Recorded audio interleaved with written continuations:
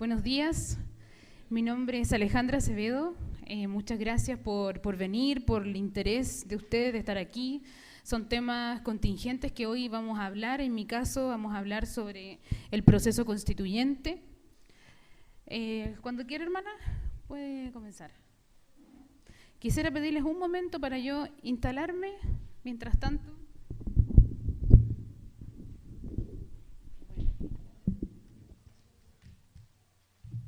como usted bien dice, pastor, hace un tiempo atrás nuestro pastor fue a un TD, a una reunión general con el obispo Deito Espinosa, y ahí me vio exponiendo sobre la ideología de género, sobre el aborto, que llevo 2 años trabajando en esto.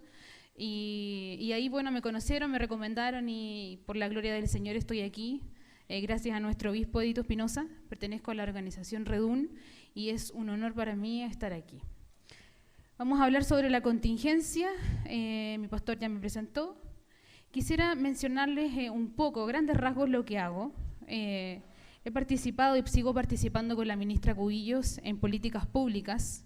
Ella lanzó un programa sobre empoderar a los apoderados en el colegio, en todo Chile, y esto tiene por objeto fortalecer el derecho preferente de los padres, para así, desde nuestro rol de padres, detener un poco la ideología de género en la escuela. Esto lo comenzamos mucho antes que ocurriera todo este estallido social, pero gracias a Dios hemos estado también recorriendo el país, viendo a los centros de padres, porque nosotros como padres tenemos mucho que hacer en la educación de nuestros hijos. También he estado participando en oraciones en La Moneda, también he presentado denuncias ante la educación parvularia, he redactado también informes en derecho sobre las leyes ideológicas que hoy se tramitan o que se estaban tramitando en el Congreso, y también estoy trabajando en una demanda internacional que se basa en el Estatuto de Roma, que nuestros países han ratificado el Estatuto de Roma, y dentro de las acepciones de los delitos de genocidio y de lesa humanidad también están contemplados los delitos de aborto y de ideología de género en la escuela, los delitos de eutanasia. Todos estos delitos están tipificados en este Estatuto de Roma, y como Dios nos ha enseñado a usar estas herramientas, a usar estas estrategias y ver que nosotros todavía tenemos patria, señores, y todavía tenemos Estado de Derecho, es que estamos recurriendo a la Corte Penal Internacional, que hoy está un poco desprestigiada por nuestro sector, que creemos que solo defienden a los progresistas, a los ideólogos, digamos. También tenemos resquicio legal y queremos usarlo. En eso me encuentro por el momento trabajando cuando comenzó toda la revuelta social. Ok, yo hay una carpetita donde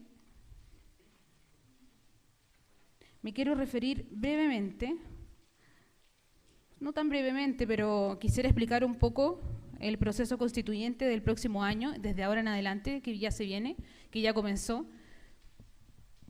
Perdón. Quisiera avanzar rápido por el hecho que me imagino que ustedes deben tener muchas preguntas y me imagino también que no se van a responder en mi presentación, por lo tanto quisiera avanzar para poder escucharlos a ustedes también. El proceso constituyente. Bueno, ustedes saben que pasada la madrugada del 15 de noviembre, los partidos políticos llegaron a un acuerdo, ¿verdad? Y este acuerdo tuvo el nombre de Por la Paz y la Nueva Constitución. Muy sugerente el nombre, ¿eh? Nosotros vemos en las calles mucha violencia. No me centro solo en la violencia para llegar a mis conclusiones. También veo que hay demandas sociales, legítimas o no, hay demandas. Hay gente herida, hay gente que está necesitada, que está viviendo también una injusticia desde su perspectiva que lo lleva a tener mucho resentimiento, mucho odio, y que parte de esta gente también está cometiendo muchos delitos, mucho vandalismo, y eso le hace mucho daño a nuestro país. Pero no solo veo la violencia, sino que también veo las demandas sociales y veo lo que la gente sufre. La violencia hoy está tapando esta realidad en Chile. Muchos dicen que nuestro país es muy bueno, que es un Edén, que estoy bastante de acuerdo, es un buen país, bastante estable en la región. Pero también hay cosas que se pueden mejorar y cosas que tenemos que ver a la luz de la verdad. Yo no digo que yo traiga la verdad, pero a la luz del derecho son verdades un poco más objetivas. Como ustedes han visto, yo llevo 2 años trabajando por la Iglesia, por el país, y creo que algo puedo decir, algo puedo aportar. El proceso técnico que se viene, bueno, lo primero y más importante es que este acuerdo trata de 12 puntos y participaron todos los partidos políticos excepto el Partido Comunista.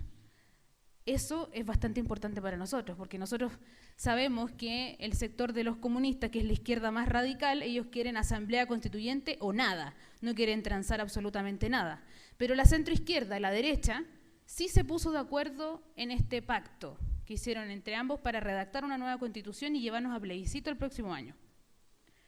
Es importante también tener presente que el hecho de que no estén los comunistas dentro de este acuerdo es muy probable que tampoco participen en el proceso de redacción del próximo año. Para que no pensemos también, es muy probable, digo, pero lo va a decir el nuevo texto. Vamos, ¿qué es la comisión técnica?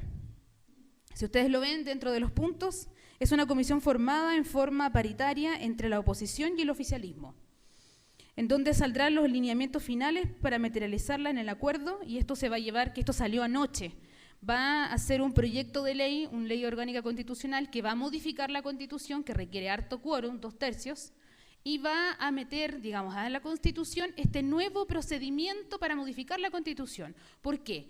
Porque si bien el plebiscito está contemplado en la Constitución de 1980, está solamente contemplado para dirimir en caso de que haya conflictos entre el Congreso y el presidente de la República, no como una forma de que la gente, el pueblo, la nación, elija su nueva Constitución.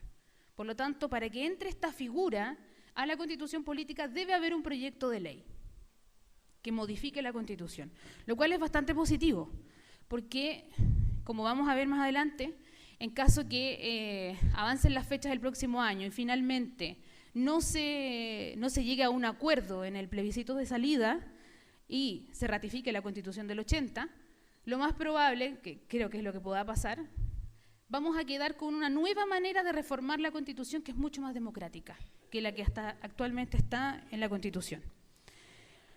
El segundo punto, ¿por qué se debe modificar y eso ya se los acabo de explicar? Porque el plebiscito está considerado en la Constitución del 80 como un último recurso, no como un recurso viable para modificar la Constitución. ¿Qué significa que este comité sea paritario? Significa que se formó de 14 miembros, 7 de derecha y 7 de centroizquierda, incluido el Frente Amplio, que quedó disgregado porque no participó el Partido Comunista. Dentro de estos abogados es muy importante ver que estos abogados han sido los abogados de las AFP, han sido personas muy importantes que han defendido de cierta manera los grandes empresarios de este país. Entonces, cuando nosotros escuchamos muchas veces que está todo arreglado, que los comunistas se tomaron todo, que no tenemos garantías, que todos ellos son unos progresistas, quizás podemos tener un poco de cuidado y ver que las personas que están redactando este proyecto de ley son abogados principalmente no del área progresista, sino que del área de defender los intereses de los empresarios, digamos, y que viene también a ratificar el modelo neoliberal, que hoy, por un lado, nos ha llevado a la prosperidad económica, pero también, por otro lado, ha resultado en muchas demandas sociales y en desigualdad. Y creo que eso es un hecho objetivo, no viene teñido de algún tinte político. Al respecto, también quisiera mencionarles que siempre he sido una niña de iglesia. Desde los 10 años que estoy en mi iglesia, no me he descarriado nunca, no he participado jamás en un partido político. Pasé la universidad, la facultad de Derecho, no me fui al mundo ni me convertí al ateísmo. Me mantuve firme en nuestra fe. En cuarto medio estuve en el Liceo 7, un liceo emblemático de mi país. Fui presidenta del centro de alumnas, fue un momento bastante también del inicio del movimiento pingüino. Estuvo muy politizado, pero nunca me he metido a algún partido político. Por lo tanto, ni he militado, ni he tenido influencia ni de izquierda, ni de extrema derecha en mi casa. Siempre hemos sido, como les digo, personas de iglesia. Y por lo tanto, quisiera también que ustedes me escucharan, no como creyendo o pensando que yo vengo de un sector político, sino que les hablo como una cristiana que ha tenido la oportunidad de estudiar, gracias a Dios, y también que llevo 2 años trabajando en estas leyes ideológicas. Quisiera que desde esa perspectiva ustedes me escucharan. Gracias. Anoche salió este acuerdo y tuve que modificar un poco la pauta. El dibujo que ustedes tienen es diferente, pero es porque esto salió anoche. Varias cosas se zanjaron. Primero se zanjó que los independientes, la cuota de género y la cuota de los pueblos originarios quedó fuera de este proceso. ¿Por qué quedó fuera? Porque dentro de los 12 puntos la parte técnica no lo menciona. Y como tampoco participó el Partido Comunista, es muy probable, siguiendo la lógica jurídica, que no ingresen dentro de este proceso. Es muy probable. Y si ingresan, va a ser en una mínima cantidad. Diferente es el asunto del Frente Amplio, por ejemplo, del Partido Comunes y de Revolución Democrática, donde están estos jóvenes también que, Florcita Mostuetos, bueno, no sé qué lado son, pero todas estas cosas raras que entraron al Congreso que dicen no le han trabajado un día a nadie y llegaron al Congreso. Bueno, siguiendo esa lógica, es muy probable que queden fuera. Es importante también destacar que el hecho de que no se hayan incluido a los independientes, lamentablemente los partidos en formación y los partidos que no firmaron el acuerdo no van a poder entrar a algún escaño para poder redactar la Constitución en el caso que gane esa alternativa, y también en el hecho de los pueblos originarios y la cuota de género. Yo escuchaba a una de las abogadas que redactó esto y decía, si nosotros abrimos la posibilidad a la cuota de género, que significa hombre y mujer, a las minorías sexuales y a los pueblos originarios, que no está pactado en este acuerdo de 12 puntos, vamos a tener que abrirle la puerta a los de extrema derecha, a los evangélicos, a las minorías religiosas. Entonces ellos lo vieron como un método de resguardo. Puede ser democrático o no, pero todo tiene una doble lectura en política, mis hermanos. Todo tiene muchas formas de verse y es importante que uno también vaya considerándolo. ¿Nos quisieron dejar fuera? ¿Nos quisieron dejar fuera los evangélicos? Bueno, pero por lo menos también dejaron a las minorías sexuales y también dejaron a los pueblos originarios. Y la cuota de género lo más probable es que de todas formas se mantenga. Me refiero a hombre y mujer. Vamos con las próximas fechas. Tienen hasta el 28 de diciembre de este año para redactar el proyecto que modifique la Constitución para ingresar el plebiscito como una manera de derogar o reformar la Constitución. El año 2019 al 2020 tendrán entonces, como dijimos, hasta el 28 de diciembre para elaborar este proyecto. En abril del 2020 vamos a tener el primer plebiscito, inédito, histórico, que va a resolver y va a hacer 2 preguntas. Y ahí me gustaría que vieran la pantalla. Primero, anoche conversábamos con Edgardo, decía, si están en la misma papeleta es muy sugerente y nos obliga y nos dirige la respuesta. Porque independiente que nosotros, ¿qué quiere usted? Cédula electoral 1, o sea, papeleta 1. ¿Qué quiere usted? ¿Quiere usted una nueva Constitución? ¿Apruebo o rechazo? Un sobrecito cerrado y se manda. Tenemos estrategias cristianas, muchos estamos por rechazar, otros por aprobar, tenemos tiempo para ponernos de acuerdo, tenemos tiempo para conversar, ver no desde el miedo, que es lo que siempre planteo, no desde el miedo a perder algo, sino que desde otras perspectivas, quizá una estrategia, votar en conciencia y en libertad. La segunda cédula dirá qué tipo de órgano debería redactar la nueva Constitución y va a tener 2 alternativas, convención mixta constitucional o convención constitucional. La convención constitucional es lo mismo que decir asamblea constituyente, pero al sector de la derecha les picaba demasiado ese nombre y pidieron expresamente que lo sacaran. No parece bien, la verdad, porque suena muy de extrema izquierda decir asamblea constituyente. En la parte de la convención mixta, que creemos muchos que es la mejor alternativa, porque van a ir parlamentarios, en 50% parlamentarios electos y en 50% personas elegidas para el efecto. Aquí también hay una trampita, hay una pequeña trampita que también existe bastante miedo de quiénes son esas 50 puntos, porque les resta por un lado, sentido democrático, pero por otro lado, también valida el trabajo que los partidos políticos han realizado. Porque ¿qué personas van a poder ser las que sean susceptibles de este 50% o la otra opción, asamblea constituyente, que serían 100% personas elegidas? Tienen que ser personas que militen en partidos políticos. Primero, ¿en qué partidos políticos? En los partidos políticos que firmaron el acuerdo. Entonces, nosotros tenemos muchos, se nos va a llenar de progresistas, se nos va a llenar de comunistas. Es muy probable que no, porque no firmaron el acuerdo y porque dentro de la convención mixta y de la asamblea constituyente, el 50% primeramente no va a ser elegido al azar. Va a ser con un sistema que es el mismo del sistema de los candidatos a diputados, que se llama sistema D'Hondt, que es la modificación del sistema binominal antiguo con unas variaciones un poquitito más inclusivo. Tampoco es tan democrático el sistema. A lo que quiero apuntar con esto, muchas personas me dicen, es que no tenemos garantía de que esto pase, no tenemos garantía, nada nos respalda. La verdad es que sí hay hartas garantías. Porque abrir todo democráticamente, los cristianos entendemos que eso se abre demasiado al progresismo, y como nosotros somos una minoría también, que puede que seamos una mayoría, pero estamos tan divididos que nos comportamos como una minoría. Si representamos realmente el 20 o 30%, somos la tremenda fuerza, pero como estamos cada uno por su lado, todavía somos considerados una minoría. Entonces, este acuerdo y este proceso constituyente está bastante amarrado, y bastante amarrado por la derecha, que, dicho sea de paso, es innegable que la derecha comulga un poquito más con nuestra cosmovisión de justicia y con nuestra cosmovisión de modelo cristiano de economía en la sociedad. No digo que todo lo de la derecha esté bien, pero comulgamos bastante más con esos principios. Esas serán entonces las dos preguntas, las dos papeletas que usted se va a enfrentar en abril del 2020. Y va a tener una pequeña explicación abajo de qué es lo que significa la convención mixta y la convención constituyente.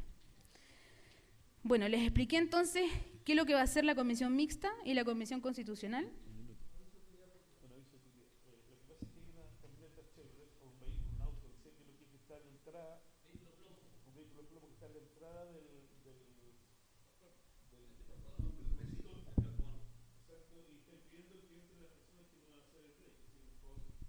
Queremos que el rey tire y correrse el vehículo. La patente CY-FL48. Amén. Gracias. Sí. No, mejor, porque es tan técnico todo esto que es mucha información.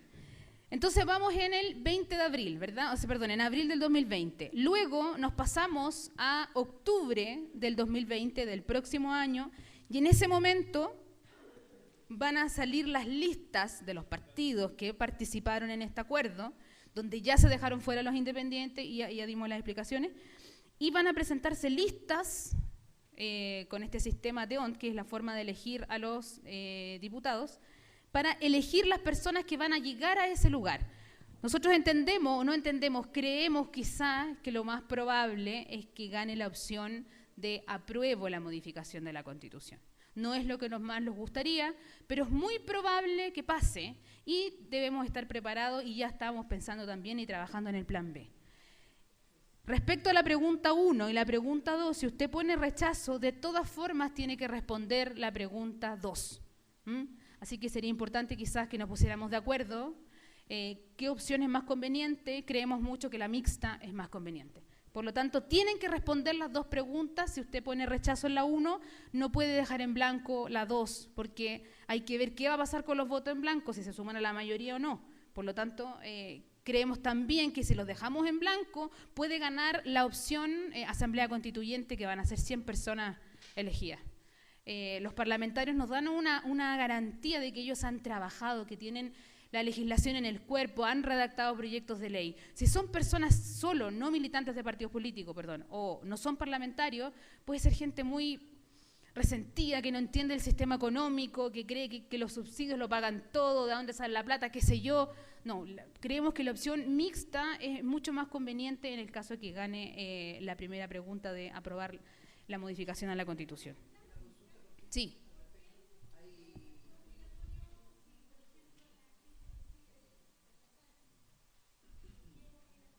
Lo pensaron así, el sistema lo pensó así.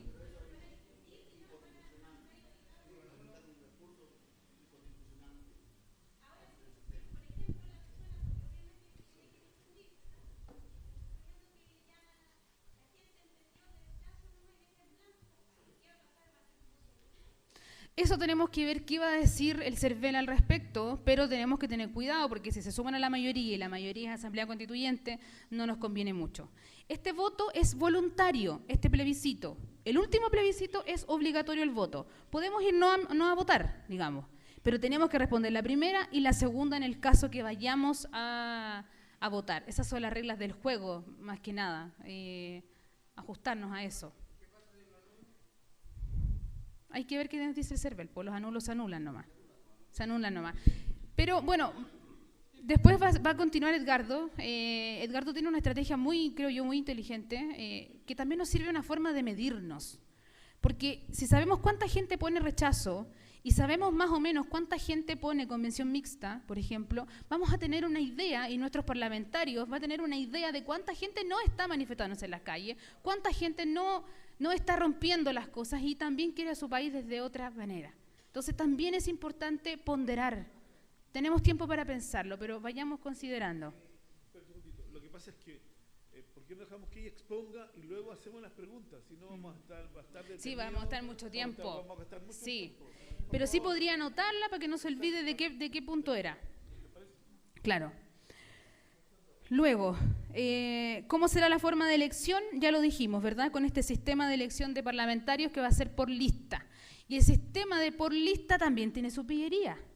También tiene su pillería. Porque no necesariamente va a ganar el personaje que tenga más votos, sino que va a ganar la lista que tenga más votos y van a ganar los dos primeros personas nomás de la lista.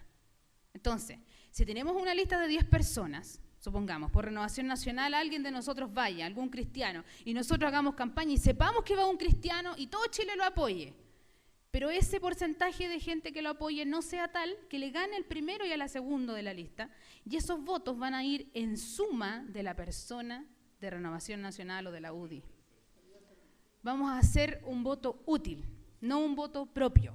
Entonces, también hay que considerarlo. Hay que considerarlo. Estas personas serán pagadas, fíjense, como ayer salió el anuncio, serán pagadas, se les pagará 50 UTM mensuales.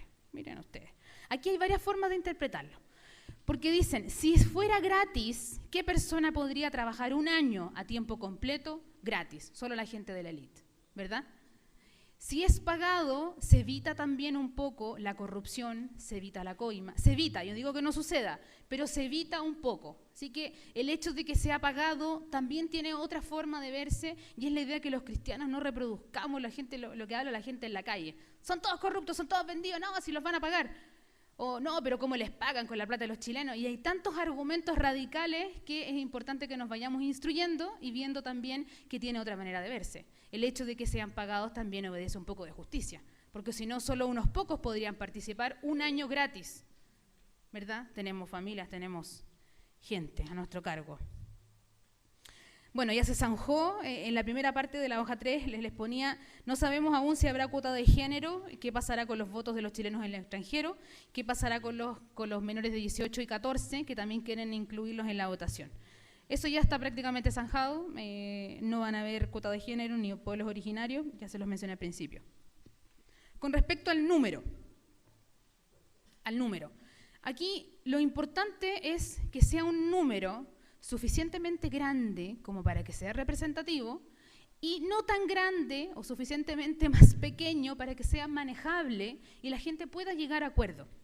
En este porcentaje pensando, estas personas que escribieron este proyecto dijeron, que también lo zanjaron anoche, ¿no? La convención mixta va a ser de 172 personas, 86 ciudadanos y 86 parlamentarios en ejercicio. Y la convención constituyente, que sería asamblea constituyente, 155 miembros. O sea, va a ser como la Cámara de Diputados. Va a ser eso, más o menos. Es un número bueno, creo yo, es un número representativo. Recordemos de que las últimas modificaciones tenemos más parlamentarios, tenemos 10 más senadores y tenemos como 20 o 30 más diputados. Así que creo que es un número adecuado. Con respecto al plazo, esto es como un bebé. El próximo año va a ser 9 meses de plazo, digamos, para que la escriban, y van a tener hasta 3 meses prorrogable por una sola vez. O sea, el próximo año queda sí o sí zanjado. Va a ser solo durante un año el proceso para escribirlo. Aquí también tenemos que ver algo. Por ejemplo, la Constitución del 80 se escribió durante 7 años. Un año es poco, puede ser, es poco. Ahora, durante el 80 no había las comunicaciones, la tecnología que hay hoy, ni tampoco teníamos tanto acceso a internet como para bajar rápidamente la información, la gente se demoraba más en buscarla. También está esa ponderación, pero de todas formas creo que es muy poco tiempo para elaborar un texto tan importante. Considerando que si sale Asamblea Constituyente va a ser pura gente que no sepa de derecho, o va a ser mucha gente que nunca ha redactado un escrito. Es complicado. Es complicado si gana la opción Asamblea Constituyente. Ahora, lo más probable es que si gana esa opción, la U, Renovación Nacional, el Partido Socialista, los de centro izquierda, o sea, claro, los de centro izquierda y los de derecha van a poner abogados, los mismos prácticamente que redactaron los escritos. Eso es muy probable que esa gente sea la que pongan. Pero también va a haber un grupo de personas, el asambleísta, el del sindicato, no, yo no tengo nada contra el sindicato, pero generalmente el sindicato obedece a una tendencia política. Los gremios, la junta de vecinos, obedecen a una tendencia política, por lo tanto, por eso también creemos que es más importante que gane la convención mixta. En julio y octubre del 2021, tenemos que tener listo este proceso, lista la Constitución redactada, o sea, ya para julio o octubre, en esos 3 meses, según si piden o no la prórroga, vamos a tener redactado el texto constitucional. Y vamos a tener 2 meses para hacerle campaña en la televisión y en todos lados para que nosotros vayamos a una nueva votación que se llama referéndum ratificatorio o plebiscito de salida, el final, que vamos a votar de forma obligatoria. Tenemos que ir a votar en el último referéndum y tenemos que votar si aceptamos o rechazamos la nueva Constitución que se haya redactado durante este año anterior. El hecho que sea obligatorio es importante porque nos sometemos a multas en caso que no vayamos. Y también es importante entender qué va a pasar si se aprueba la modificación de la Constitución, o sea, la nueva Constitución, opera inmediatamente y deja sin efecto la anterior. Pero ¿qué pasa si se ratifica la opción no, que se rechaza el proyecto de Constitución? ¿Se entiende ratificada automáticamente la del 80? Sí, se entiende ratificada automáticamente. No vamos a quedar en periodo de vagancia. Vamos a entenderse que la Constitución del 80 nos sigue rigiendo. Eso sería bueno, digamos. Y con la modificación muy buena y muy democrática de este artículo, capítulo 15, donde vamos a poder echarle mano otra vez, en caso que queramos, de modificar la Constitución a través del plebiscito nacional. Es importante también considerarlo. Este proyecto de ley que mandaron anoche, digamos, tiene un artículo 135, el inciso final, se los leo, no los alcancé a escribir porque esto fue muy reciente. Cuando se habla de que esta Constitución se va a redactar desde una hoja en blanco, a nosotros nos surgen muchos miedos, muchas inquietudes, muchos temores, ¿verdad? Pero esta hoja en blanco, como les quiero recordar, quienes escribieron este acuerdo son personas que saben y que han vivido una vida viendo cómo engañar el sistema y cómo lograr su mejor interés posible. Hablo de los intereses económicos. Entonces, esta hoja en blanco no es tan en blanco. No es tan en blanco. ¿Qué es lo que dice el artículo 135, inciso final? Los límites que no podrá contravenir este nuevo texto, se los leo. Primero, el carácter de República del Estado de Chile como límite, su régimen democrático, las sentencias judiciales firmes y ejecutoriadas, y por último, los tratados internacionales ratificados por Chile y que se encuentren vigentes. Es decir, no nos van a poder imponer un sistema como Cuba ni como Venezuela, porque no es democrático.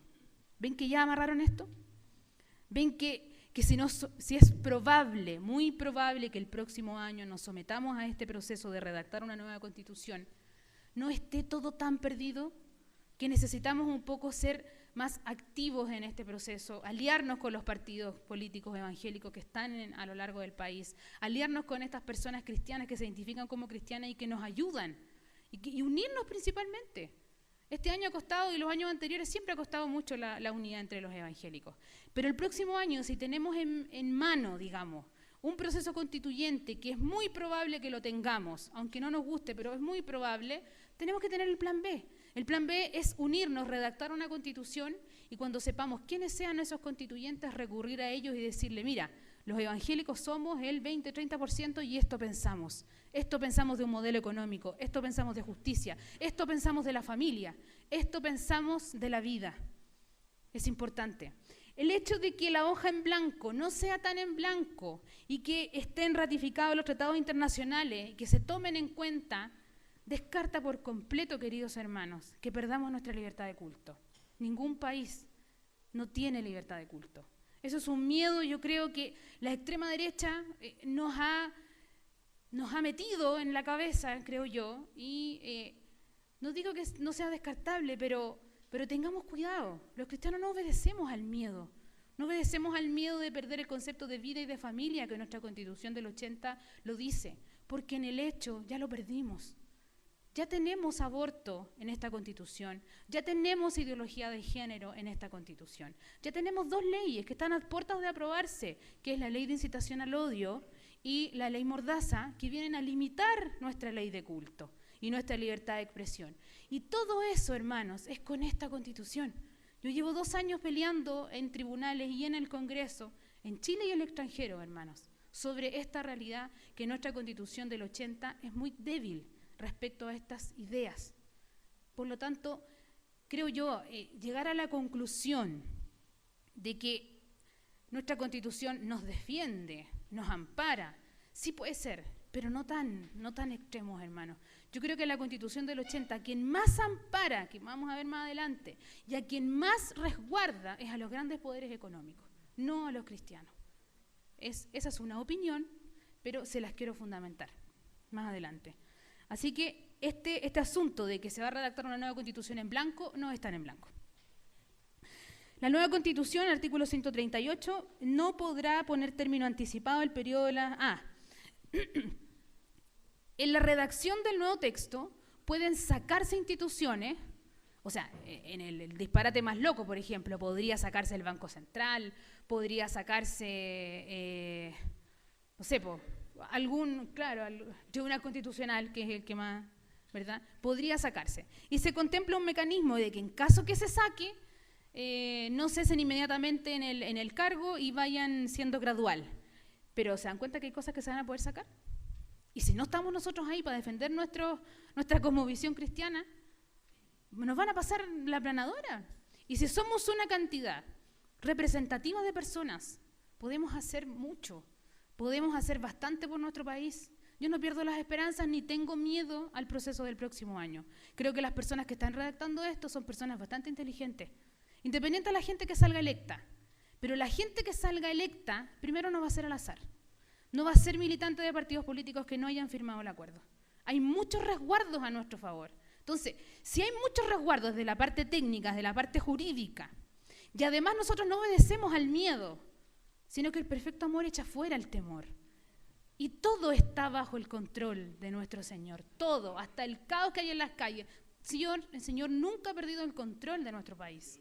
Nosotros a veces creemos que sí, pero Él sabe y entiende y se anticipa todo lo que está pasando. Por lo tanto, la opción miedo, la opción cerrarnos, creo que no es muy cristiana, finalmente, no es muy bíblica.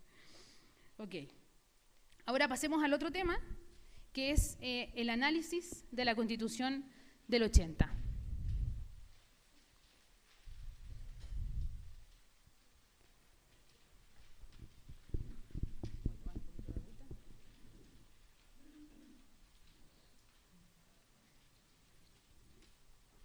Es harta materia, pero la idea era que no sea tan fome ni tan técnico. Análisis de la Constitución del 80. Tengo un punteo de lo mismo que aparece en su hojita.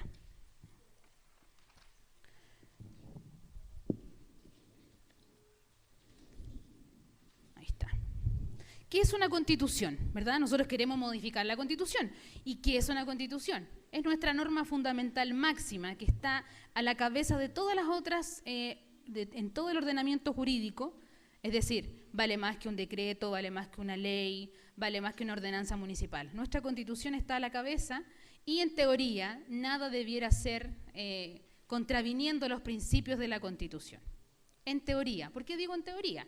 Porque nuestra Constitución del 80 dice que se asegura la vida del que está por nacer y la ley también lo asegura. Pero tenemos aborto, ¿verdad? Entonces, les digo, en teoría ninguna norma podría contravenir la Constitución y es la norma que está a la cabeza. Desde lo sustancial, es una norma que consagra derechos fundamentales, y eso es muy importante. Y también desde lo formal, configura los fundamentos y el poder institucional de nuestro país. Dice, nuestro país está conformado por presidente, por tribunales de justicia, por los poderes separados.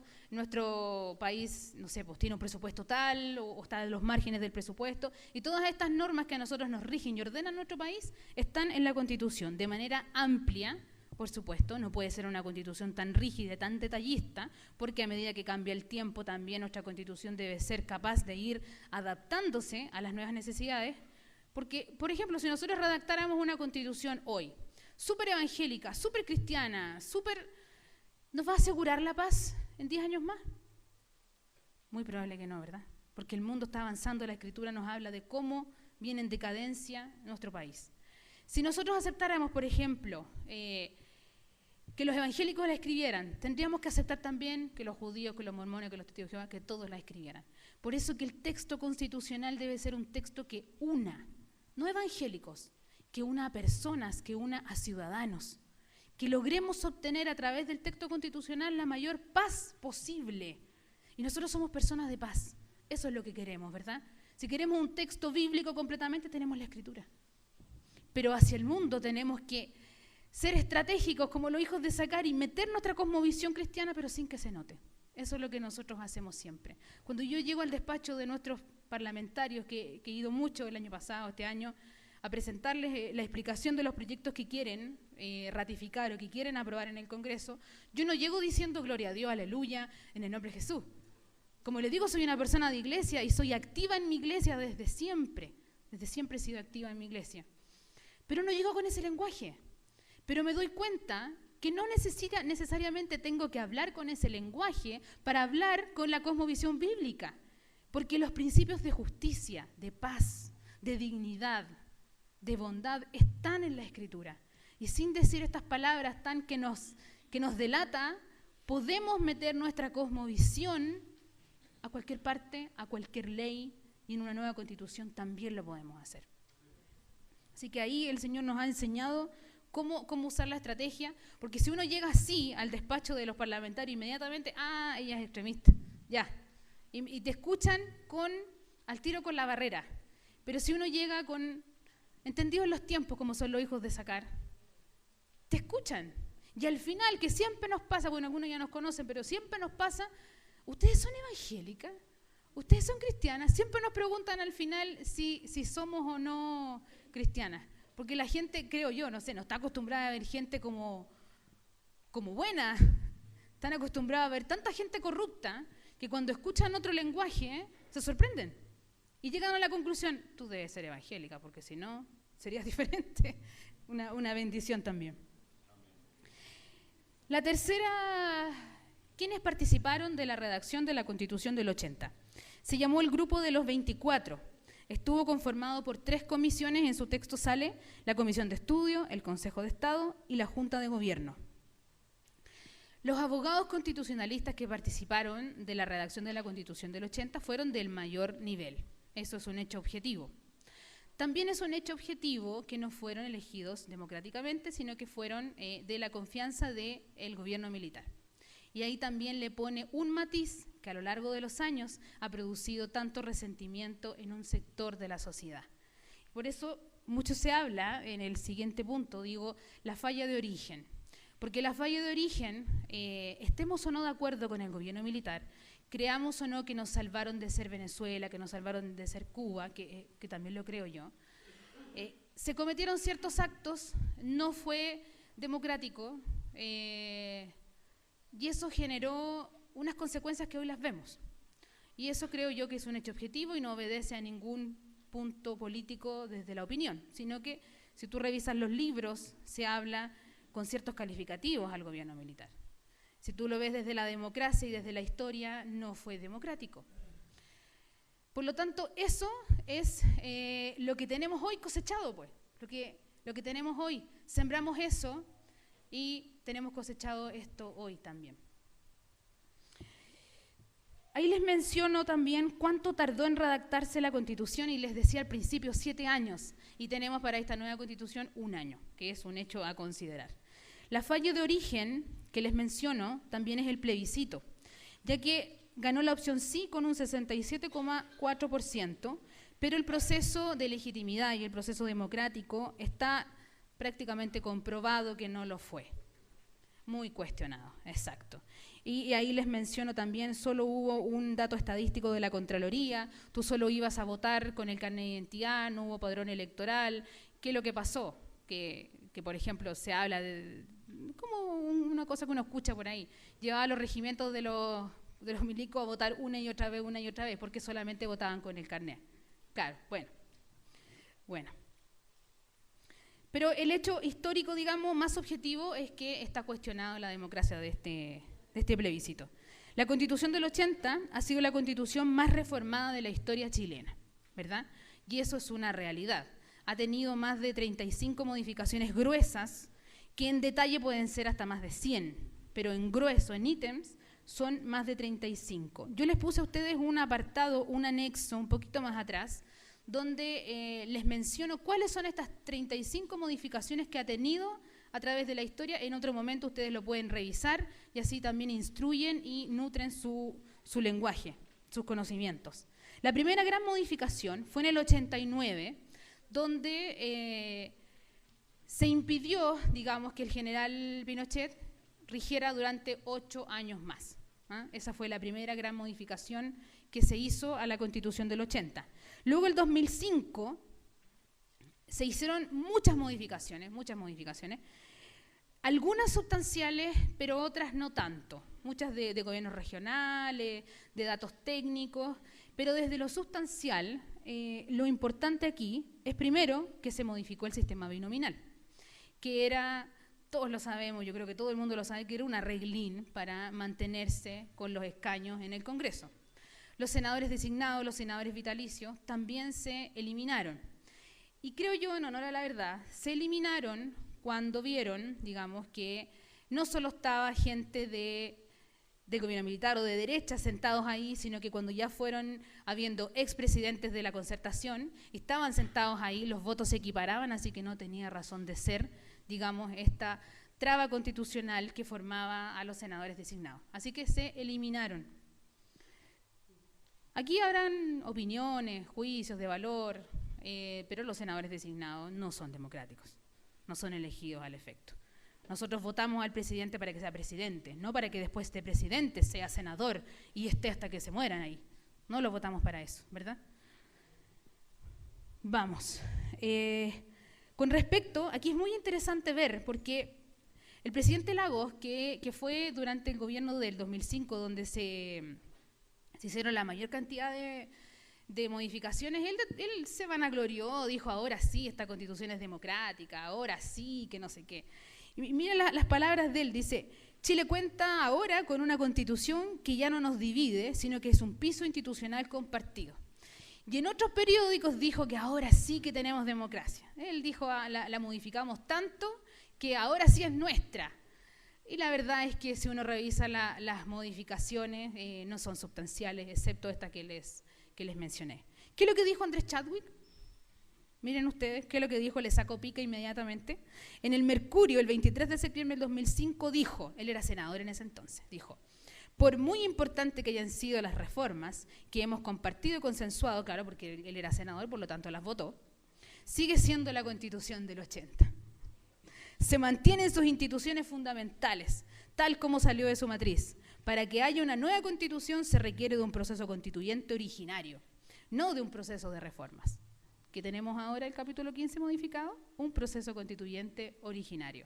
Entonces, cuando la gente habla en la calle y dice, los cristianos, los no cristianos dicen, no, esa es la Constitución de Pinochet, otros, no, esa es la Constitución de Lagos, es el 2005 y ya se llamó la Constitución de Lagos porque en la firma de la Constitución ya sale Lagos, ya no sale Pinochet. Fíjense ustedes que, como les digo, políticamente hay muchas maneras de verlo. ¿Ven? Ahí les muestro las dos posturas, lo que dijo la derecha y lo que dijo la izquierda. Interesante tenerlo considerado. Vamos a ver ahora los aspectos positivos de...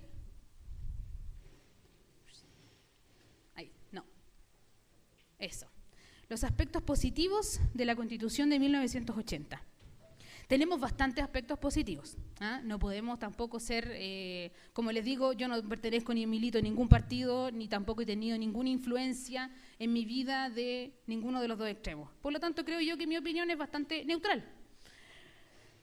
Los aspectos positivos de esta Constitución son bastantes. Tenemos consagrado, y de manera inédita, la Constitución del 80, el derecho a la vida, que eso no tenían las constituciones vecinas, ¿verdad? Y también tenemos un recurso de protección que favorece a la mayor cantidad, digamos, a la mayoría de los derechos fundamentales del artículo 19. Luego vamos a ver los que no se cubren. Ustedes ahí tienen más detallado, ¿verdad? El derecho a la vida, a la privacidad, a la honra de las personas, el derecho a vivir en un ambiente libre de contaminación, también es inédito. Vino a suplir grandes deficiencias de la Constitución de 1925. La Constitución del 25, primero, pensaba que el Estado debía solucionar todos los problemas. La gente estaba metida dentro del Estado. Y eso era un mal planteamiento que nosotros sabemos que es muy de izquierda y que nos lleva a la decadencia en nuestros pueblos, ¿verdad?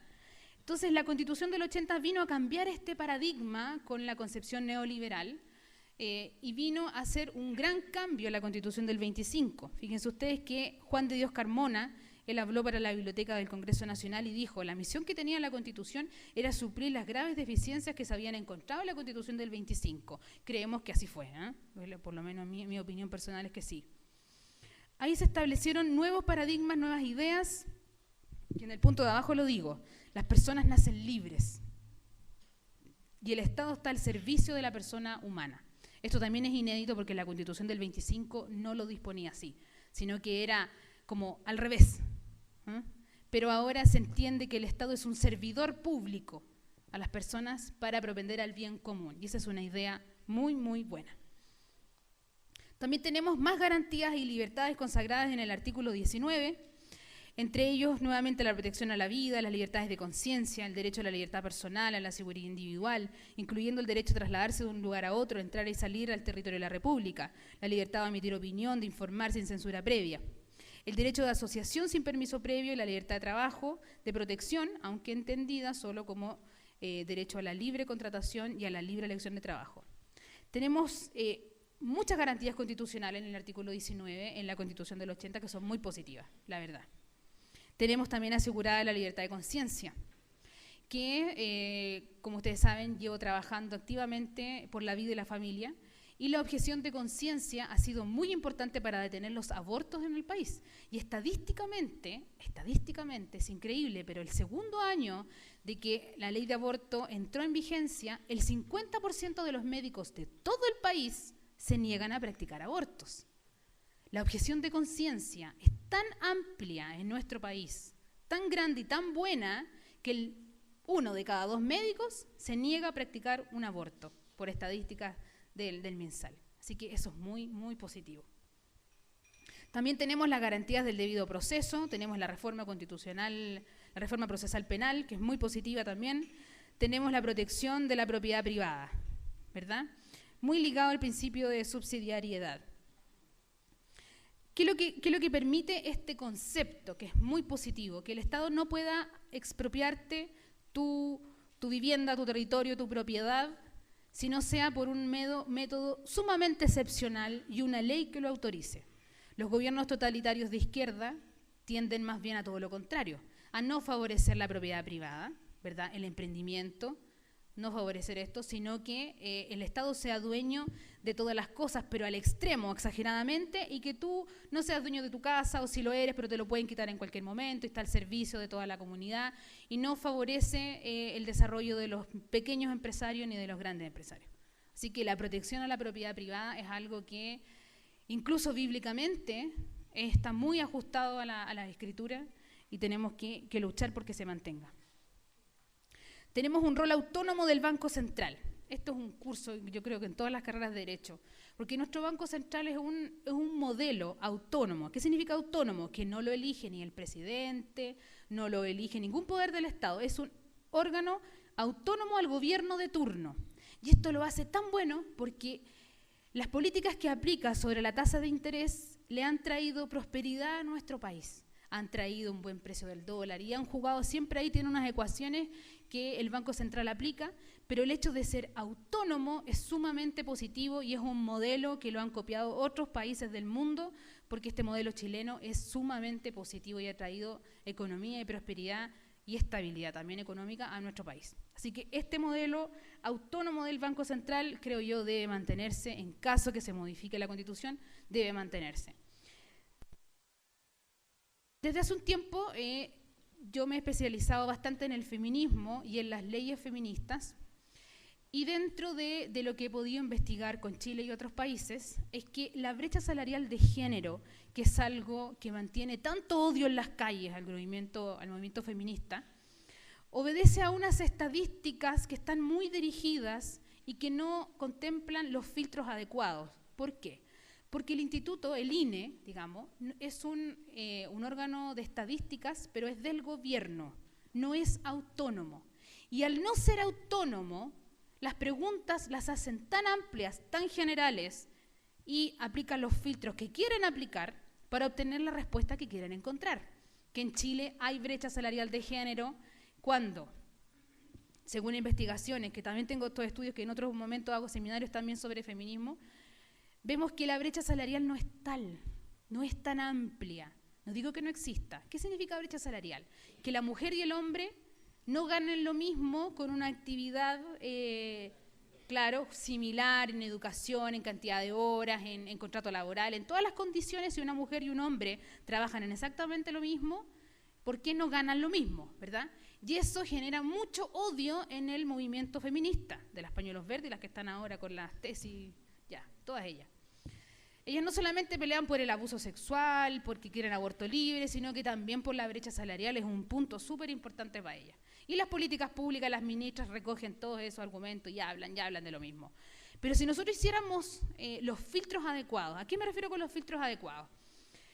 Si yo trabajo lo mismo que tú, yo tengo el mismo cargo profesional, el mismo título, el mismo cargo, pero yo como soy madre y elijo ser madre en libertad, obviamente no trabajo horas extra, no trabajo sobre tiempo y quizás tenga una jornada parcial, no un contrato total de trabajo, en horas me refiero. Los contratos totales y los contratos parciales, aunque no es que se divida el sueldo dividido en dos, sino que el contrato total recibe mayor remuneración que el contrato parcial, eso es así. Si yo soy madre y tengo más licencia por mí, por mi hijo, tengo posparto, prenatal, todas estas cosas influyen en la ecuación si un hombre y una mujer ganan o no lo mismo en las mismas condiciones. Pero ¿qué hace el INE? Como es un gobierno estatal, una entidad estatal y no autónoma como el Banco Central, no aplica los filtros. Divide la cantidad de mujeres dividida por la cantidad de hombres trabajando en el mercado y punto, sin considerar ningún otro filtro. Pero si nuestro instituto estadístico fuera autónomo, no tendríamos la brecha salarial que tenemos. Islandia, que es el país que tiene menos brecha salarial, tiene alrededor de un 9%, Chile está en el 20%, de repente 27%, según en qué momento estemos. Reducimos, si se aplican los filtros, inmediatamente a 15%, queridos hermanos. Imagínense ustedes. Entonces, si a la gente en la calle le dicen en Chile hay una brecha salarial del 30%, o sea, la injusticia está, pero total la injusticia, claro, porque no aplican los filtros. Si tuviéramos un INE autónomo como el Banco Central, se aplicarían los filtros adecuados y no habría tanto odio en las calles, no habría este discurso feminista tan exacerbado que existe hoy. Entonces, si nos sentamos a redactar una nueva constitución porque quizás la votación nos lleve para allá, podemos también plantear un instituto estadístico autónomo. Y las estadísticas son tan importantes en este tiempo, hermanos, no es como antes. Hoy es muy importante la estadística, porque las políticas públicas se hacen por estadística. Prácticamente las leyes también se hacen mucho por estadística, son muy consideradas. Así que no es menos importante. Es un lapsus. El último punto positivo también es el resguardo del pluralismo político, que va en contra de que partidos en formación o movimientos sean totalitarios y se opongan a la ley, la moral y las buenas costumbres. También esto es un resguardo, ¿cierto? No podemos tener grupos neonazis, hasta el momento tampoco podemos tener grupos satanistas, hasta el momento, porque también ha ido cambiando eso. En este estado de cosas que les he ido mencionando de la Constitución de 1980, espero haber sido lo más neutral posible con mis comentarios, enfocado desde la historia, lo jurídico, y no teñido con una vivencia personal. En este estado de cosas en que nos encontramos hoy y vemos que en las calles la gente percibe que las pensiones son injustas, ¿verdad? Que los modelos económicos, si bien nos han llevado a la prosperidad económica en la región latinoamericana, éramos el oasis, estábamos súper bien, pero resulta que gran parte de la población, que me imagino que también socioeconómicamente somos también los que estamos aquí, percibe que no ha vivido esa bonanza económica que solo un sector ha vivido. Y que tenemos en algunos casos leyes bastante injustas y que tenemos en otros casos, por ejemplo, en la defensa de la vida y la familia, que es donde yo he estado estos últimos años trabajando, veo que tampoco a mí me ha protegido la Constitución del 80. No me ha protegido para nada, porque una y otra vez todas las leyes ideológicas se han aprobado en el Congreso y el Tribunal Constitucional, que es el último recurso que nosotros hemos tenido, al final se ha tapado los ojos y ha dicho sí al aborto, sí a la ideología de género, estamos casi por matrimonio ya homosexual, por los niños adoptados por las minorías sexuales y todo este sinfín de eutanasia también, la incitación al odio que les hablaba al principio. Todo esto que nos amenaza desde lo moral, valórico, yo veo que no tenemos mayor solución. Eso por un lado para nosotros los evangélicos, pero desde el modelo social, la gente que está en la calle no está alegando por aborto, o bueno, ahora los pañuelos, pero no está alegando porque tenemos ideología, no está alegando por eso. Esa gente está alegando por una injusticia económica y social que vive. Entonces, nosotros muchas veces nos mostramos desde una postura, digamos, que nos vemos muy alejados de la realidad y del dolor de muchas personas. Yo no hablo de los violentos que han destruido, eso para nada, para nada. Pero creo que en un momento, no la evasión tampoco, sino que en un momento las demandas sí fueron reales. Sí hay cierta desigualdad que este modelo nos ha llevado. También hay ciertos vicios de origen que se arrastran, que la gente cree que todavía es la Constitución del 80, otro sector dice no, es la Constitución del Lago. Y existen muchas aristas que en la mente y en el corazón de los chilenos están.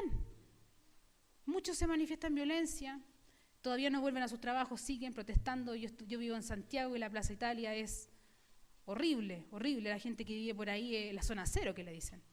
La estación de la cisterna, horrible. Está pero como una guerra, como el apocalipsis. Por mi barrio, lo mismo. Mucha violencia. Se queman los metros, todavía. Los metros ya no, pero los supermercados, hay muchísima violencia que para nada los cristianos la avalamos. Pero tampoco desconocemos, creo yo, la desigualdad económica y los vicios que este sistema neoliberal también ha tenido en las personas. Existen otros radicales que se aprovechan, y los comunistas, que el Foro Sao Paulo, que se agarran y dicen que la gente que está en las calles es de ellos. Pero ellos hablan mucho. Pero en el hecho, hermanos, esta es una opinión, en el hecho, los comunistas no tienen tanto poder, no son tantos. La violencia que está, son muchos narcotraficantes, otros podrán ser pagados, pero los recursos de Chávez, de Maduro, porque dicen que de ahí viene la plata que le está pagando a esta gente, no son ilimitados, hermanos. Si fueran ilimitados, tendrían a sus países en la prosperidad, no como están ahora. ¿Ustedes creen que Chávez y Maduro tienen plata para mandar para acá? Bueno, Chávez ya no existe, pero Maduro. Muchos creen que sí, pero y si lo hacen, yo creo que no es una gran cantidad. No es una gran cantidad como para decir, ¡wow!, los comunistas nos dominan. No. Yo creo que en el hecho de los grandes poderes económicos, la Constitución que está redactada en un punto para nosotros, pero para otros también, a las 7 familias que controlan el agua, para ellos también está muy redactada la Constitución. Y eso es algo que se habla, que fallos del Tribunal Constitucional, que situaciones también se dicen Y la gente lo ve y lo percibe y se resiente y se manifiesta en el estallido social. Si usted no está de acuerdo con esa palabra, llámelo como quiera, porque hay gente que dice, no digas estallido social. Bueno, yo digo como quiero, perdón, o sea, no es que yo esté validándolo, no es que yo esté de acuerdo con los comunistas o con la violencia, si le llamo estallido social. Seamos más libres, creo, en querer llamarle a las cosas como son, o como las veo, si no estamos hablando de Cristo, no estamos hablando de cómo yo interpreto a Cristo, o cómo yo interpreto la palabra, estamos hablando de cosas banales, y que no son de Dios, digamos, la política, estos vicios, esta mugre que se ve, ¿verdad? Toda esta corrupción, no son cosas eminentemente espirituales desde el lado bueno. Por lo tanto, permítanme llamarle como quiera llamarle. Sobre Cristo seamos, creo yo, más radicales, sobre nuestra doctrina bíblica, sobre lo que nuestra doctrina bíblica ve como justicia. Eso sí, eso no lo transo, la vida, la familia, nuestros principios, nuestra cosmovisión cristiana, que se basa en la Escritura, en eso seamos radicales, y eso defendámoslo. No defendamos un modelo que se puede mejorar, no defendamos ni ataquemos al otro, ni tampoco creamos, creo yo, opinión. Que esa gente que no piensa como yo, se levanta pensando en cómo destruir el país, se levantan, todos los que son de centro izquierda, de ahí para allá, se levantan en qué hacerle daño al país. Yo de verdad no creo que así se levante la gente. Pensando, ¿no? Le digo los delincuentes, los narcos, estos pagados, no les hablo de eso. Les hablo de la gente, la masa, los barrios populares. Ellos han vivido otra cara de la moneda, donde muchas veces los cristianos no hemos llegado para consolarles su dolor y para ayudarlos a salir de su engaño. Pero si no hemos llegado, y existe un sistema también que ellos interpretan como que los ha dañado, seamos un poco más empáticos con el dolor de ellos. Tratemos de guiarlo, de decir, mira, hay muchos mitos respecto al proceso constituyente, no tenemos todo tan perdido. La gente que lo está redactando es gente que sabe cómo hacer la trampa, que la está haciendo. La trampa en buen sentido, porque de cierta forma nos recuerda. Entonces, tengamos un poco más, no ustedes, sino que lo que se habla, digamos, empatía con el dolor, con el resentimiento de muchas personas. Tratemos de llegar a esa gente desde el amor de Cristo. Iluminémoslos un poco con lo que pueden percibir acerca de la vida, pero también ellos obedecen mucho a lo que les tocó vivir, a dónde nacieron, las oportunidades que tuvieron. Entonces ellos ven el mundo de otra manera. Y solo Cristo, no un modelo económico, no una nueva constitución, va a poder sacarlos de esa manera de ver el mundo, que ellos creen que la gente los odia, que el sistema los odia, que el sistema los genera pobres y van a seguir pobres siempre. Y eso no lo cambia una nueva constitución, sino que solo Cristo en sus corazones.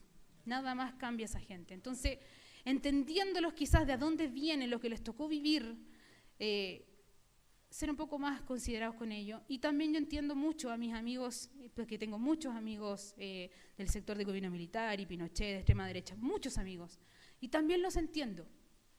También veo cómo ven el mundo y por eso siempre les pido, lleguemos a un consenso, pero no obedeciendo a algo humano, no obedeciendo a un modelo, no obedeciendo a un personaje que me representa, sino que lleguemos a un consenso en base a lo que las Escrituras nos llaman lo que es justicia y en base a lo que las Escrituras nos dicen que trae paz y prosperidad a nuestros pueblos, a nuestras naciones.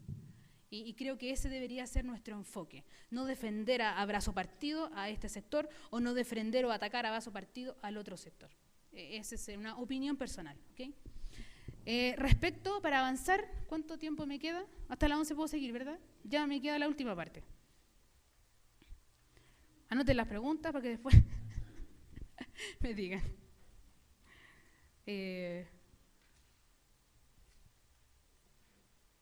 Eso ya lo dije. Otros aspectos. Eso no alcancé a escribirlo, no lo tienen ustedes, así que les pediría que vayan mirando la pantalla. Bueno, ya se los he ido anunciando, ¿no?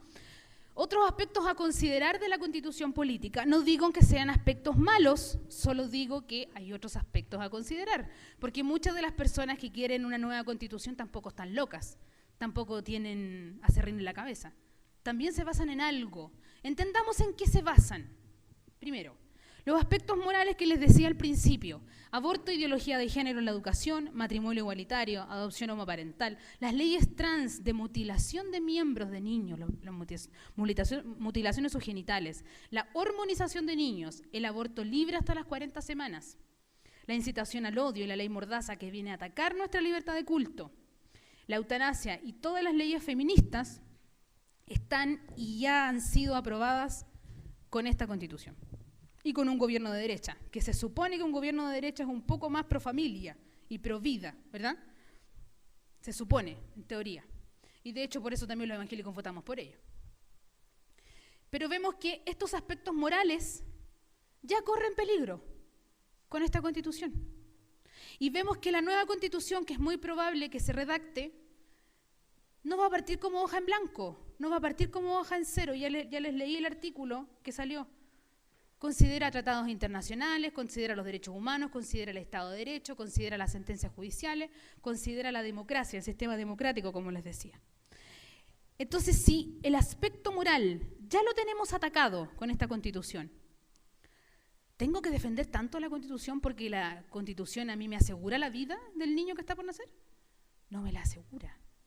Y como les digo, ¿qué más yo quisiera que sí? Llevo 2 años trabajando en esto. Estoy presentando una demanda internacional para atacar al Estado de Chile, al móvil y a todos los que resultan responsables por el aborto y la ideología de género. Yo lucho por esto, de verdad yo creo en esto. Creo que esto es daño, que esto es maldad. Pero como también trabajo en esto hace 2 años, desde lo jurídico, no desde la opinión, desde lo jurídico, veo que todo esto está con la Constitución del 80. Entonces cuando veo campañas... yo no digo que estén malintencionadas, creo que solo están un poco desinformadas o tenemos diferente interpretación de los hechos. Y mi interpretación de los hechos es que nuestra Constitución no protege nuestros aspectos morales, solamente se limita a declararlos como buenas cosas, pero en el hecho es que no se respetan y nuestra Constitución, Tribunal Constitucional, los ha declarado legales, por eso tenemos aborto y ideología de género. Entonces, si el miedo a que se apruebe una nueva Constitución me van a tener aborto hasta las 40 semanas, se aprueba la nueva Constitución, vamos a perder la libertad de culto, la libertad de conciencia, que ningún país no la tiene, ni los venezolanos, ni Corea del Norte, capaz que sí, pero sí es que todos tienen libertad de conciencia y libertad de culto.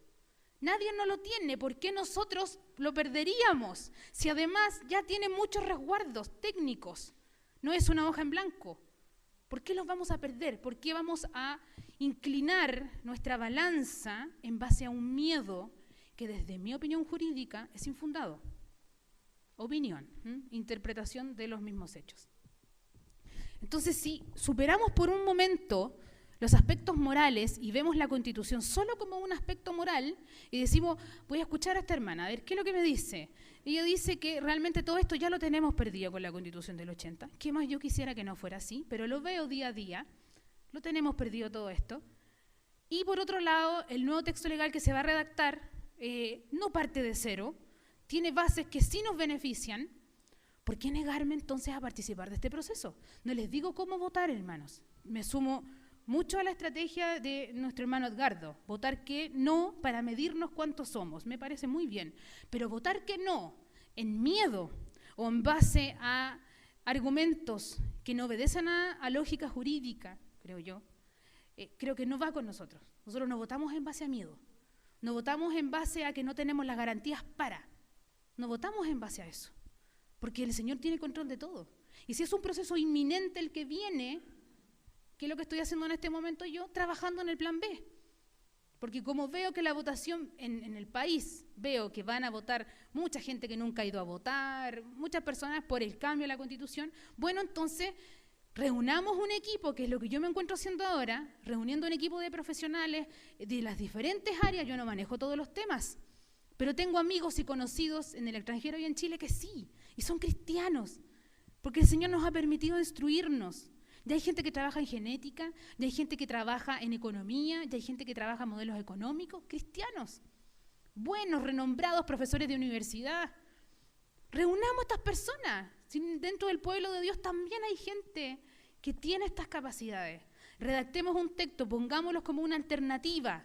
Mira, esta alternativa, y ahí van a entrar todos nuestros partidos políticos, esta alternativa representa tanto porcentaje de la población, porque así se habla, digamos, con ellos. Ahí tú no le hablas, que soy evangélico, soy bueno y por eso escúchame. No, nosotros somos evangélicos y representamos a tal por ciento y creemos que esta sería una constitución justa, redactada por profesionales con historia de la ley, tal como están redactadas las constituciones. ¿Por qué no hacemos eso? En mi caso, ya lo estoy haciendo. Y lo que pienso yo, en mi caso, digamos, hacer una campaña del miedo a influir un voto, creo que no está bien. Si votamos que no sea por eso, que sea porque tenemos una estrategia. Bueno, la siguiente, ya estoy terminando, ¿ah? El principio de separación de poderes, aquí es importante mostrarles un video que es muy, muy, muy bueno.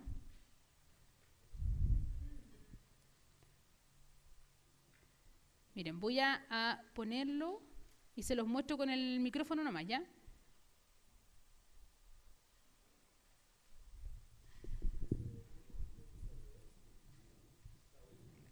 ¿Usted puede, joven? ¿Se podrá? Pensé que no se podía. Bueno, por último lo escuchan. Es que el principio de separación de poderes es un principio muy, muy bíblico, muy ajustado a nuestra...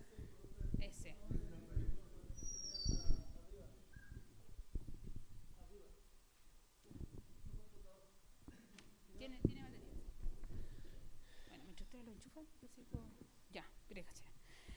El principio de separación de poderes es un principio que consagra nuestra constitución política, pero en ciertos lugares se ha ido desvirtuando, o se desvirtuó desde el principio. ¿Qué pasó con la separación de poderes? Plantea, desde la Biblia, digamos, que si una persona concentra todo el poder, es fácil de llevarse a la corrupción. Escuchémosla, a ver.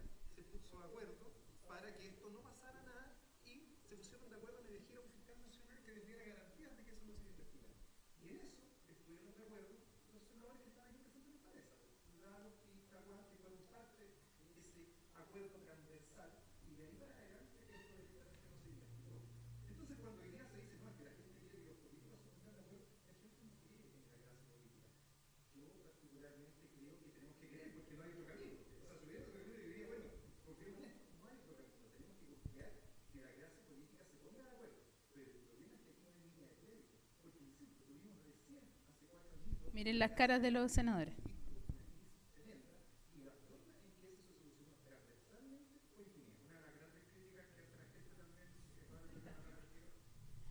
Si no lo alcanzaron a escuchar, se los cuento.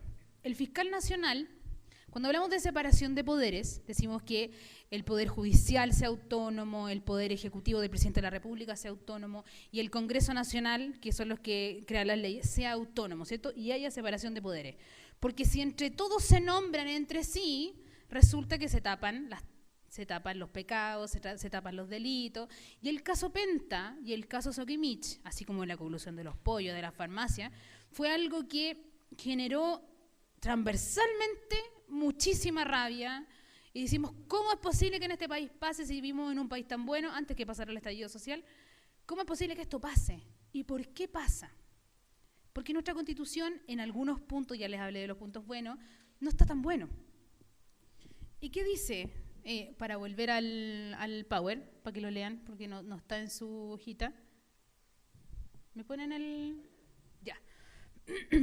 El artículo 85 de la Constitución del 80 dice, el fiscal nacional será designado por el presidente de la República. El fiscal nacional, el que tiene como principal función investigar los delitos de los parlamentarios. Eso hace, entre otras funciones, el fiscal nacional. A propuesta de la Corte Suprema, o sea, a propuesta de los tribunales de justicia, del otro poder. Y con acuerdo del Senado, o sea, entre los tres poderes, nombran al fiscal nacional que tiene como objetivo investigar los delitos que ellos mismos cometen. Dígame si esto no es arreglín. Esto es arreglín. Esto no es separación de poderes. El fiscal nacional antiguo lo sentaba investigando por el caso Penta, que es lo mismo que Soquimich, muy parecido. Boletas falsas, fraude al fisco, toda esta cosa. Y dentro de las investigaciones estaban saliendo parlamentarios de todos los sectores, derecha, centro, izquierda, izquierda, todos estaban ahí con los bigotes arreglados, todos los sectores. Y por eso que el ex fiscal nacional dice, la clase política entera está deslegitimada porque tanto izquierda como derecha se metieron al mismo sistema de robar. Entonces, se pusieron de acuerdo, y fue así, literal, se pusieron de acuerdo senadores de derecha y de centro izquierda, ahí, junto con los que estaban ahí presentes, que eran Lagos Weber y Chaguán, en nombrar un nuevo fiscal nacional que les diera garantías de que no los iba a investigar. Y tal así ocurrió. Imagínense. Pero está todo arreglado, hermano. Está mucho está arreglado y todo tiene las pillerías para hacerlo. En el hecho es que la separación de poderes no es tal, y eso debería mejorarse. Si es vía una reforma o vía una nueva constitución, no va a depender de nosotros porque esto lo va a decidir la votación. Pero si es vía una nueva constitución, trabajemos en esto, propongamos modelos justos. Eso es el mensaje que quiero yo entregarles. Lo de abajo, el artículo 78, también viene a decir lo mismo. La siguiente. Ahora quiero hablarles, cortito, ya termino, sobre las trabas constitucionales. ¿Por qué Lagos decía, ahora sí tenemos una constitución democrática, y Chadwick decía, no, esa es la constitución del 80, porque todas sus instituciones están tal como salieron de la matriz? Porque hay una idea que uno de los creadores y redactores de la constitución del 80, que tiene muchas cosas buenas también, él tenía una idea. Él decía que debía proteger la constitución de las personas que no pensaran como él. Debía proteger la constitución de la nación. ¿Quién es la nación según nuestra constitución? El pueblo. El pueblo no entendido como lo entienden los comunistas. El pueblo, la gente, el ciudadano. Ese es el pueblo, esa es la nación. Si ellos se arrogan el nombre pueblo será problema de ellos, pero en nuestra constitución el pueblo son los ciudadanos y constituyen entre todos la nación. Y esta es la gente que ejerce la soberanía o sea, se supone que lo que quiere decir nuestra constitución es que el pueblo manda, porque el artículo, miren, el artículo 5 de la constitución, miren lo que dice, que es como el más importante aquí y que viene a ser la médula de todo esto. Artículo 5. La soberanía reside esencialmente en la nación. Su ejercicio se realiza por el pueblo a través de plebiscitos y de elecciones periódicas. Ya vimos que el plebiscito no está contemplado para que elija una nueva constitución, sino que los plebiscitos solo están contemplados para que se derivan cuando haya controversia entre el presidente y el Congreso. Pero aquí dice una hermosa declaración. Y elecciones periódicas, listo. Pero el primero, la soberanía reside esencialmente en la nación. Y que eso diga nuestra constitución significa el pueblo manda, porque la soberanía la tiene el pueblo, la gente, la ciudadanía. ¿Y cómo la ejerce? A través de las votaciones donde tú eliges a tu presidente y a tu parlamentario. No es que cada ciudadano diga, no, mi país yo lo considero así y así se respeta, no. Sino que de esa manera uno ejerce soberanía cuando vota. Ese es el contrato social y esa es la lógica de cómo el pueblo tiene la soberanía. Porque si yo tuviera la soberanía, ganaría lo que gana el presidente de la República, ¿cierto? O sea, mucho se puede entender de diferente manera, pero esa es la manera en que se entiende. Entonces, si nuestra Constitución dice que el pueblo es el que tiene la soberanía, la nación es la que tiene la soberanía, y el principal escritor de la Constitución del 80, que estamos todos de acuerdo, que fue Jaime Guzmán, no obstante, él pertenecía a una de las comisiones, pero toda la historia está de acuerdo que él fue el gran pensador de la Constitución.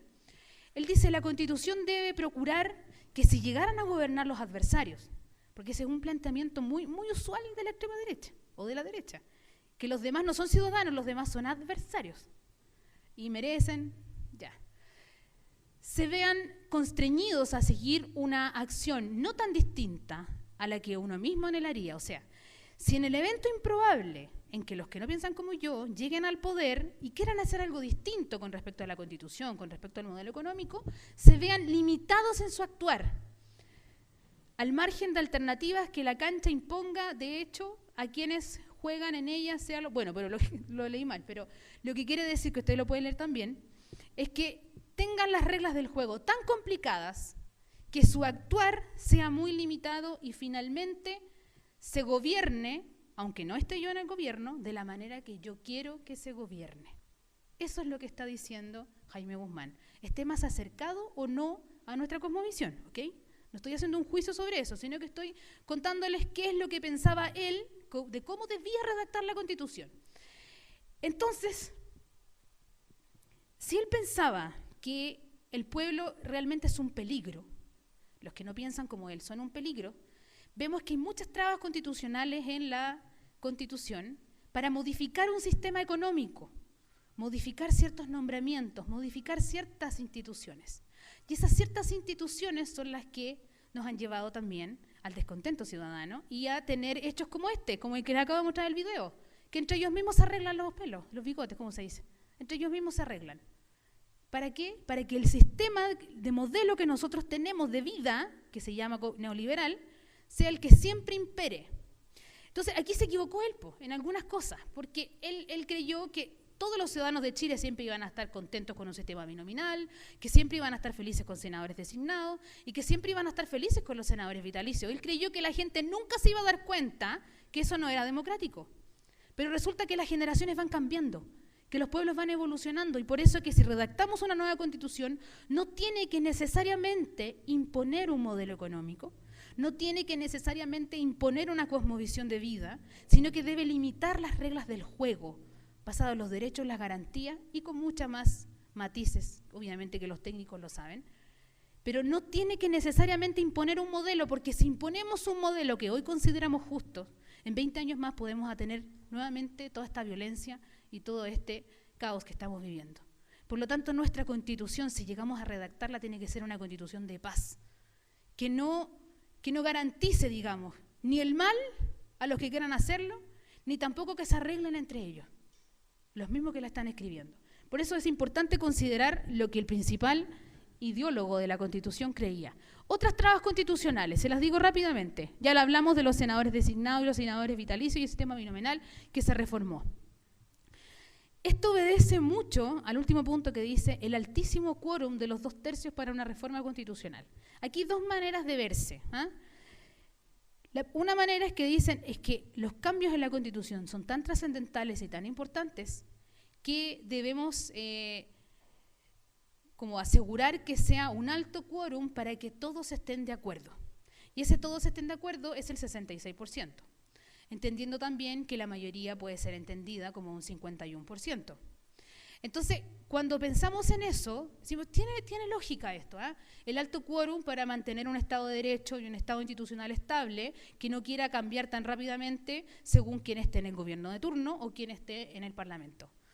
Tiene lógica, pero cuando nosotros llegamos y vemos las palabras de Jaime Guzmán, que la idea que él tenía detrás era de que realmente la soberanía no se ejerza en la nación, que más que nada él quería defender una cosmovisión de vida que la consideraba buena y a los demás los consideraba adversarios, vemos que realmente puede estar en duda lo democrático y lo legítimo democrático de nuestra Constitución, que tiene muchos aspectos positivos.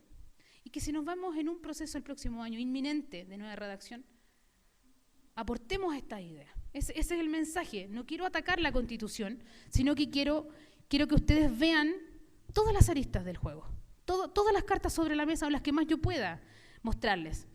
Sigamos, las leyes orgánicas constitucionales y su altos quórum de aprobación 4/7. Estos altos quórum de aprobación, las leyes orgánicas constitucionales son las que vienen en jerarquía abajo de la Constitución y son muy importantes.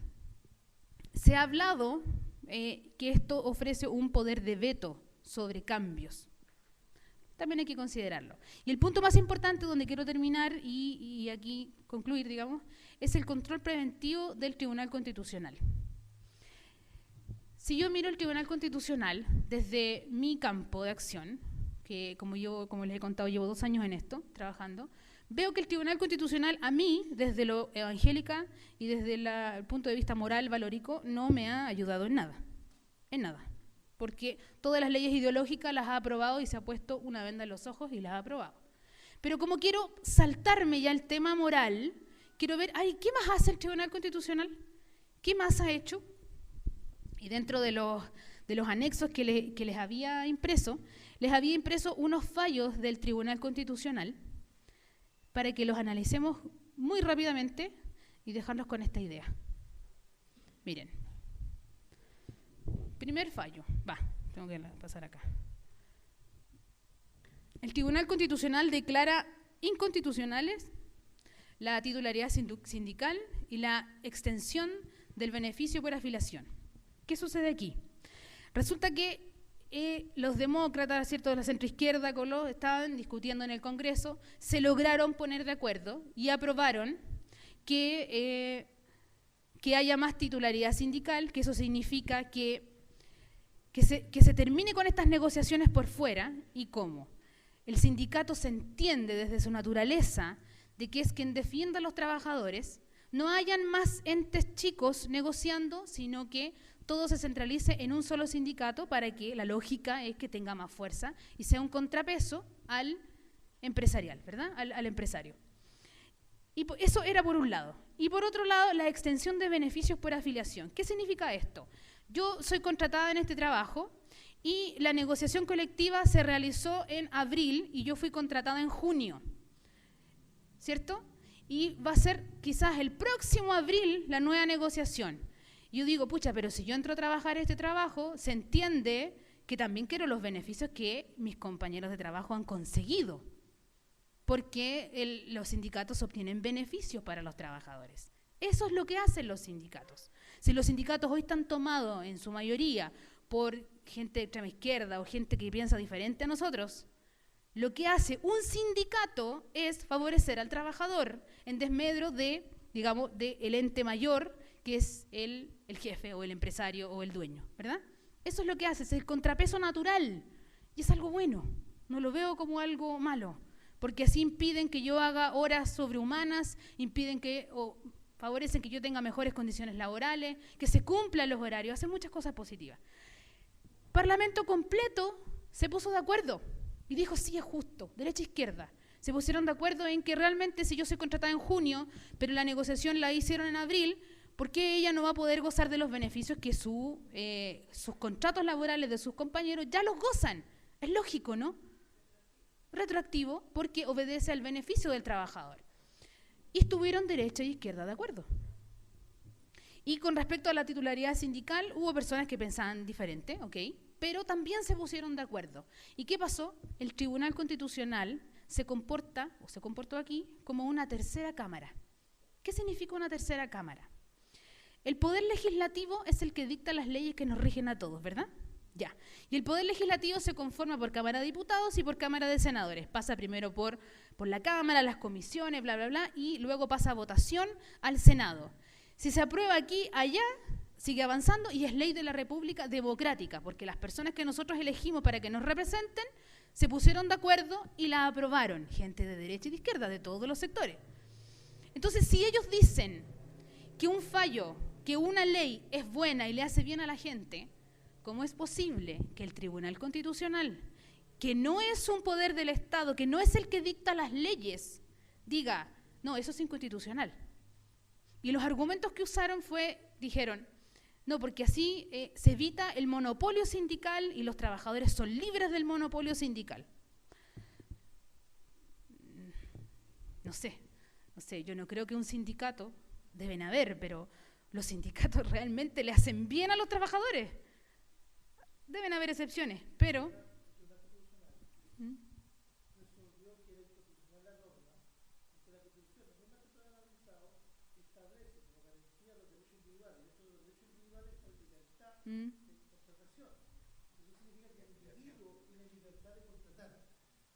La modificación que fue aprobada por ambas cámaras llevaba al sindicato a un estado de autoridad.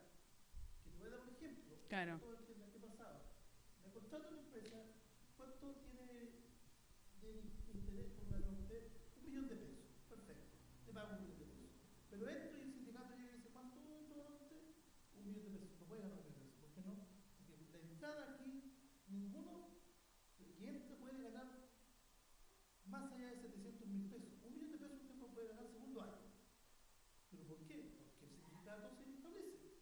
O sea, nuestros socios están ganando $1 millón, pero después de 2 años. Usted no puede entrar ganando inmediatamente esa cantidad. ¿Pero por qué no? Pues si soy libre de contratar. El sindicato nos lo permite aquí, en la titularidad sindical, el que negocia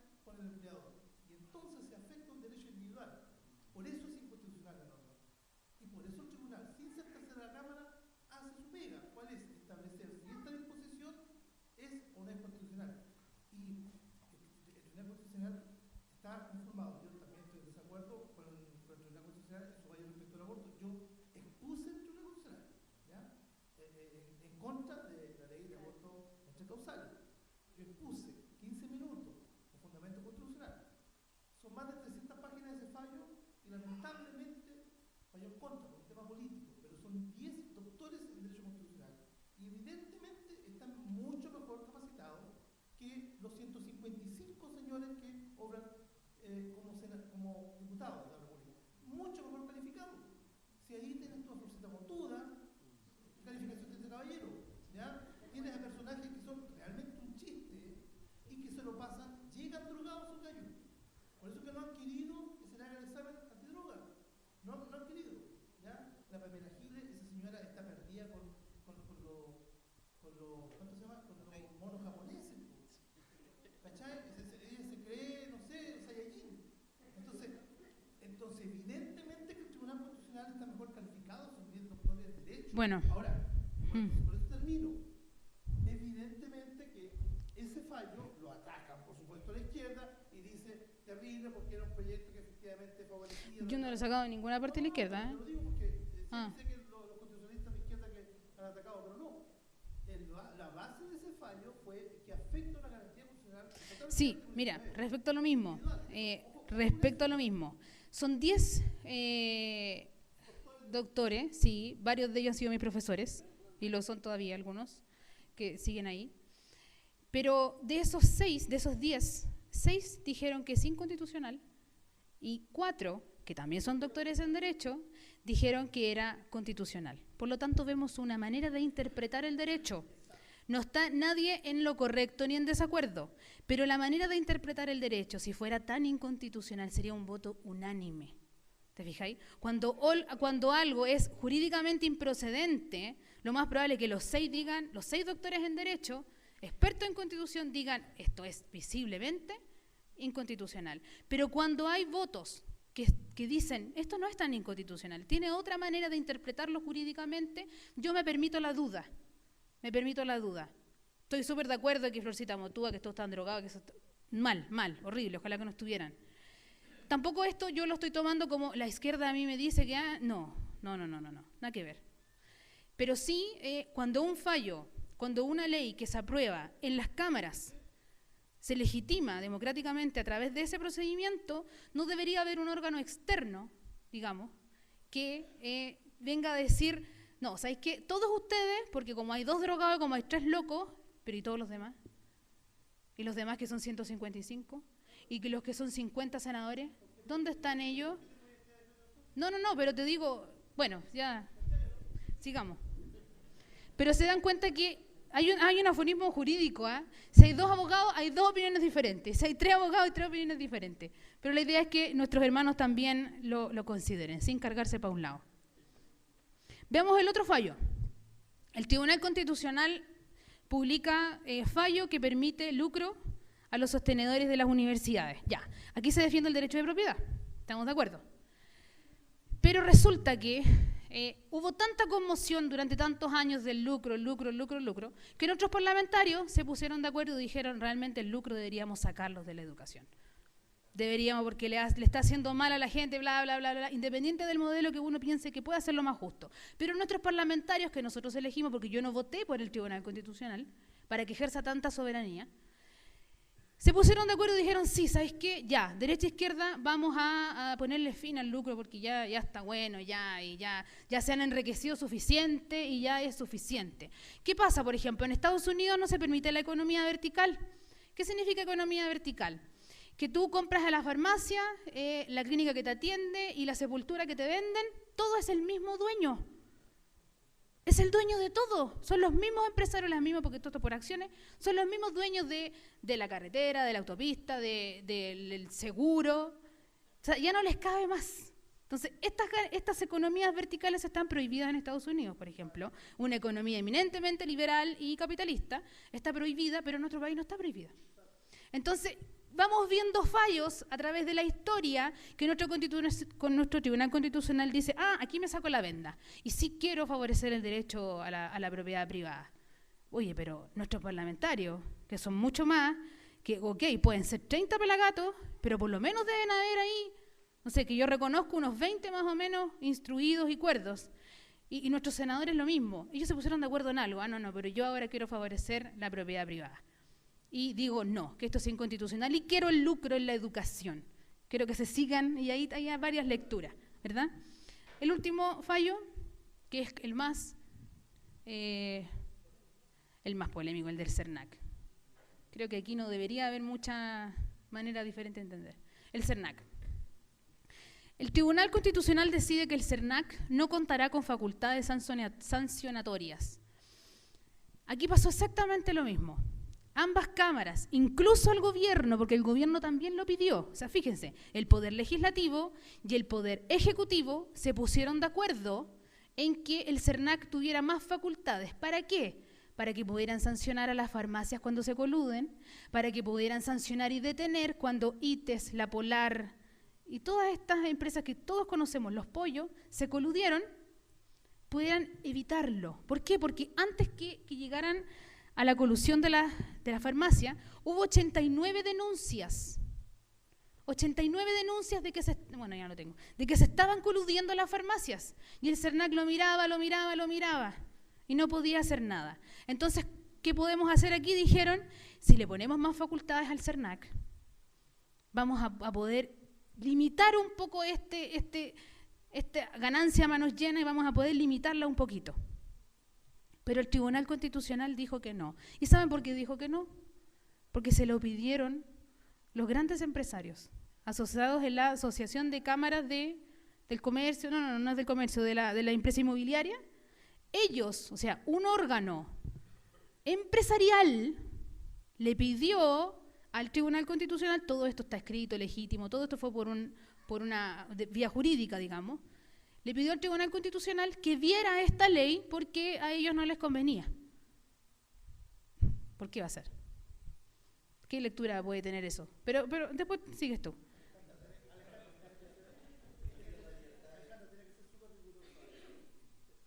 ¿Te muestro el fallo? Lo tengo aquí completo. ¿Lo tengo completo? ¿Mm?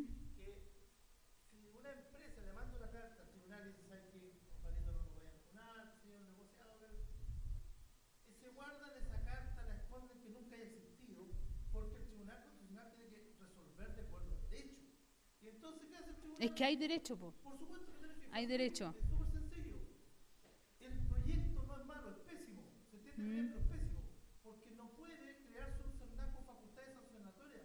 Porque la Constitución dice claramente que los únicos que pueden sancionar son los tribunales de justicia establecidos. 3 doctores en Derecho respondieron, miembros del Tribunal Constitucional. No digo que sepan más que tú, digo que pueden estar a tu altura. Pero 3 tribunales, 3... Sí.